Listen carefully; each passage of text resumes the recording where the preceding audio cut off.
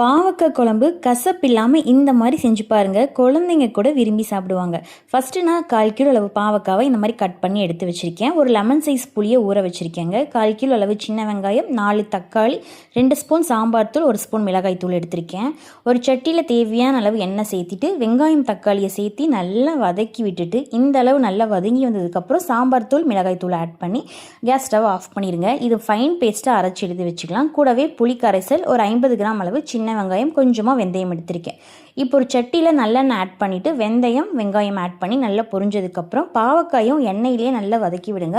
ஒரு 5 நிமிஷம் இந்த அளவு வதக்கி விட்டு பாவக்காய் நல்லா கலர் சேஞ்ச் ஆனதுக்கப்புறம் அரைச்சி வச்சுருக்க மசாலாவையும் சேர்த்திட்டு கூடவே புளிக்கரைசலையும் சேர்த்திக்கலாம்.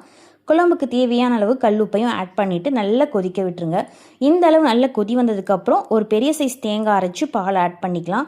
இதுக்கு நான் சீரகம் வெந்தயம் கொஞ்சமாக வறுத்து பொடி பண்ணி சேர்த்திக்கலாம். அவ்வளோதாங்க, டேஸ்டியான பாவக்காய் புளிக்குழம்பு ரெடி ஆயிடுச்சு. சாதம் மட்டும் இல்லைங்க, இட்லி, தோசை, களின்னு எல்லாத்துக்கும் சூப்பராக இருக்கும். ட்ரை பண்ணி பாருங்கள்.